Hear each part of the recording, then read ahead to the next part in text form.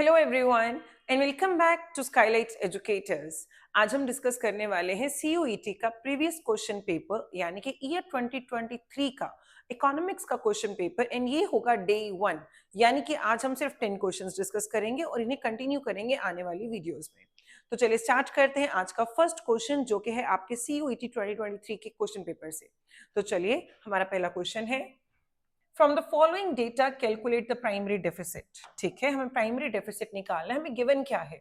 Revenue expenditure, capital expenditure, revenue receipts, capital receipts, interest payment, borings. हमारा जो primary deficit है इसका formula क्या होता है? Fiscal deficit minus interest payments, right.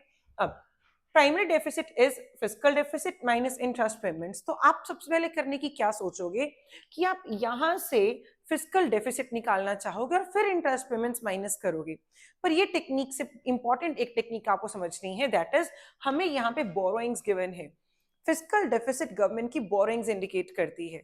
तो यानी कि हमें एक तरीके से फिस्कल डेफिसिट ऑलरेडी क्वेश्चन में गिवन है। तो हम क्या करेंगे यहाँ पे 12,500 माइनस 5,000 करेंगे तो हमारा आंसर आएगा 7,500। ठीक है, तो देखें answer is 7,500, A option.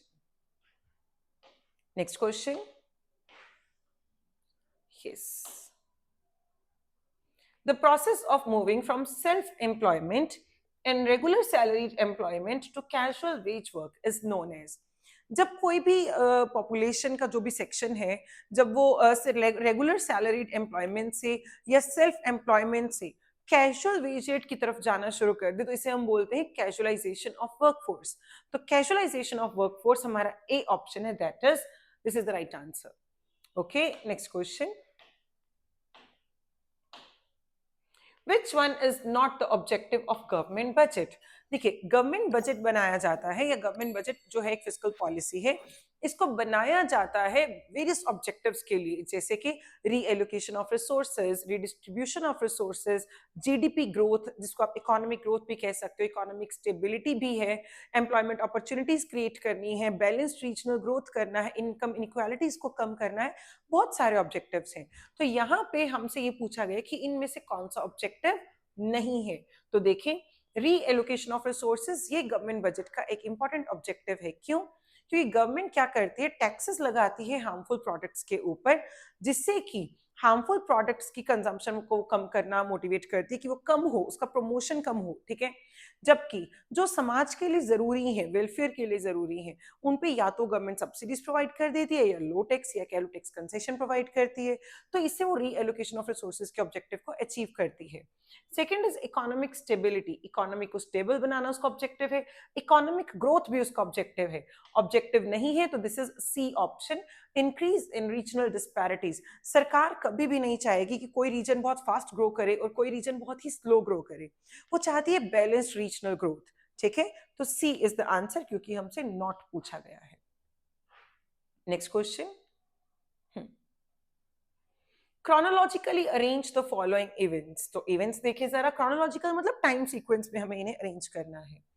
Announcement of demonetisation, circulation of fake currency, 500 and 1,000 notes lost legal tender, impact on economic activities, new rupees 2,000 currency note in circulation। In events को देखते ही एक चेन मेरे माइंड में अभी अभी बनी, दैट इज पहले तो ऑब्वियसली डिमोनेटाइजेशन होगा, फिर 500 और 1,000 नोट्स वाले जो जो करेंसी नोट्स हैं वो अपना लीगल टेंडर लूज करेंगे, फिर नए 2,000 के करेंसी नोट्स मार्केट में आएंगे। तो ये तो हमें पता चला कि ए सी ई, ये कहाँ कहाँ आ रहा है आपको? ए सी ई सिर्फ पहले ही ऑप्शन में आ रहा है तो आप ए लगा सकते हो। पर इसे करने का एक और भी तरीका है जो मैं आपसे अभी शेयर करूंगी, दैट इज इन इवेंट्स को देखते ही मेरे माइंड में आया कि सबसे पहले तो ऑब्वियसली डिमोनेटाइजेशन तो पहले नहीं होगा, पहले सर्कुलेशन ऑफ फेक करेंसी होगा, करेंसी फेक सर्कुलेट होगी, उसका इंपैक्ट इकोनॉमी पे आएगा, फिर डिमोनेटाइजेशन होगा। तो मैंने सबसे पहले इसी को उठा लिया। ठीक है, सबसे पहले सॉरी मैंने इसी को उठा लेना है, सर्कुलेशन ऑफ फेक करेंसी। तो बी पॉइंट सबसे आगे होना चाहिए। तो देखिए जरा ऑप्शंस, इनको बाहर निकाल दो, इन दोनों के आगे बी है, यहां नहीं है, तो ये पहले एक्सक्लूड हो जाएंगे। अब बी के बाद या तो डी है या सी है, दोनों ही डिफरेंट है। तो डी देखें, इंपैक्ट ऑन इकोनॉमिक एक्टिविटीज या 500,000 नोट्स लॉस्ट लीगल टेंडर। अब देखिए फेक करेंसी की सर्कुलेशन के इमीडिएटली बाद तो 500,000 नोट्स अपनी लीगल टेंडर लूज नहीं करेंगे, तो ऑब्वियसली सी हो नहीं सकता, तो ऑब्वियसली ये भी ऑप्शन नहीं हो सकता, ए इज द राइट आंसर। ठीक है, okay, next question. People demand foreign exchange because, लोगों को फॉरेन करेंसी क्यों चाहिए, फॉरेन करेंसी की डिमांड क्यों की जाती है, तो देखिए जरा options. They want to send gifts abroad, the foreigners send gifts in a country, अगर फॉरेनर्स हमारी कंट्री में गिफ्ट्स भेजते हैं तो उसके लिए फॉरेन करेंसी की हमें जरूरत नहीं है। ठीक है, तो out. They want to purchase imported goods from a market, अगर इंपोर्टेड गुड्स ऑलरेडी अपनी मार्केट में आ चुके हैं तो अपनी करेंसी से ही बाय हो जाएंगे। ठीक है, तो ये भी नहीं हो सकता, फॉरेन करेंसी नहीं चाहिए। The foreigners like to purchase goods from a market, अगर उन्हें भी हमारी का मार्केट में आके गुड्स खरीदने हैं तो उन्हें फॉरेन करेंसी नहीं, हमारी डोमेस्टिक करेंसी ही चाहिए, तो ये भी out. Answer is A option, they want to send gifts abroad, अगर आप बाहर गिफ्ट्स भेजना चाहते हो तो आपको बाहर की करेंसी चाहिए होगी। ठीक है, okay, next question. In case of unexpected fall in turnover of a firm who is producing a certain commodity, there will be a situation of dash. तो कहते इन केस किसी भी फर्म का जो कोई गुड्स प्रोड्यूस करते हैं उनका जो एक्सपेक्टेड टर्नओवर है वो फॉल कर जाए, यानी सेल्स फॉल कर जाए। इन शॉर्ट मार्केट में डिमांड कम हो रही है, तो हम ये कह रहे हैं कि जो एग्रीगेट डिमांड है वो फॉल कर जाए। ठीक है, उन्होंने कुछ एक्सपेक्ट किया था कि इतना प्रोडक्शन हम कर देते हैं, इतना सप्लाई हम कर देते हैं, कितनी डिमांड तो होगी, पर डिमांड फॉल कर गई जिससे उनका टर्नओवर भी गिर गया, टर्नओवर भी डिक्रीज हो गया। अब कौन सी सिचुएशन यहाँ पे अराइज होती है, तो देखिए प्लान्ड एक्यूमुलेशन ऑफ इन्वेंट्रीज, ये प्लान्ड नहीं होगी, इससे क्या होगा, अनप्लान्ड होगा।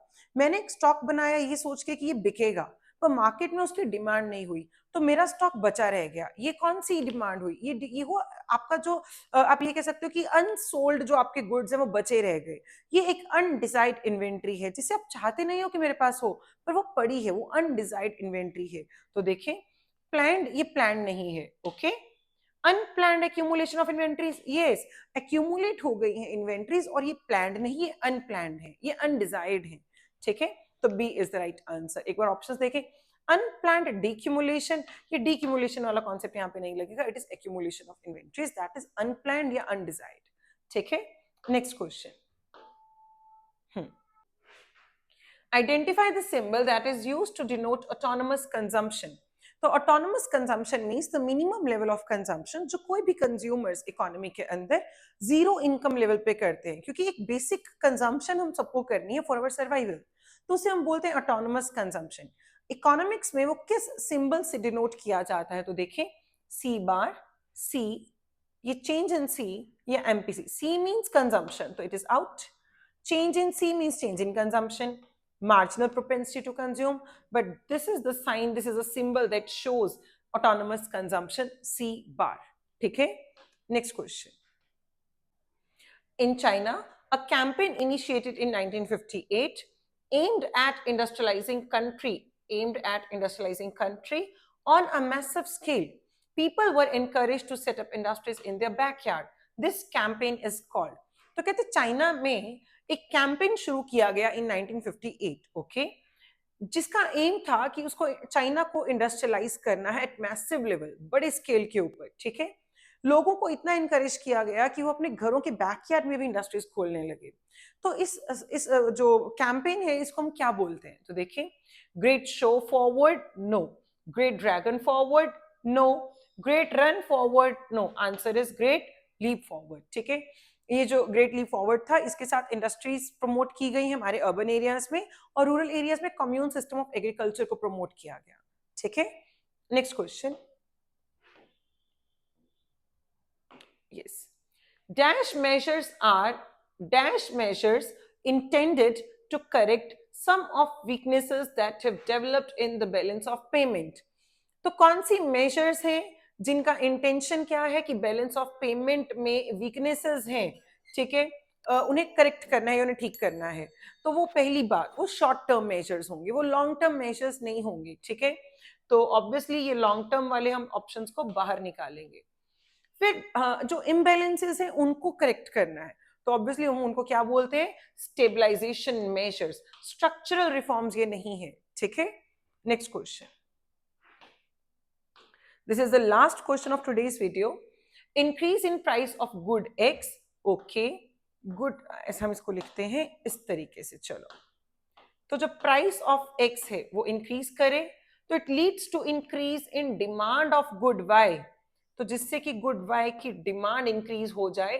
तो how are the goods related to each other? These goods are substitute goods. तो देखें A B C D. D is right answer. कैसे? अगर मान लीजिए कि कोक, ठीक है, कोक का जो प्राइस है वो इंक्रीज कर जाता है, या यूं मान लीजिए कि प्राइस ऑफ टी, ठीक है, प्राइस ऑफ टी जो है वो इंक्रीज कर जाता है, तो टी की डिमांड फॉल करेगी. पर साथ ही लोग कॉफी पे शिफ्ट कर जाएंगे क्योंकि अभी कॉफी में चेंज नहीं आया, तो कॉफी इसके कंपैरिजन में वो अभी भी चीप है. ठीक है, तो टी का प्राइस बढ़ेगा, लोग टी की डिमांड कम करेंगे और टी को सब्स्टिट्यूट करेंगे कॉफी से. तो यानी कि यहाँ पे डिमांड फॉर कॉफी जो है वो इंक्रीज कर जाएगी. And tea and coffee are substitutes. तो आंसर इज डी ऑप्शन. ठीक है, तो ये थे हमारे आज के 10 इंपॉर्टेंट क्वेश्चंस आपके आपके प्रीवियस ईयर पेपर सीयूईटी के 2023 से. तो हम अगली वीडियो में लेके आएंगे नेक्स्ट 20 क्वेश्चंस. तो अगर अभी तक आपने इस चैनल को सब्सक्राइब नहीं किया है तो इस चैनल को आप सब्सक्राइब करें. एंड प्लीज अगर आपको ये वीडियो अच्छी लगे तो इसे शेयर करें. Thank you.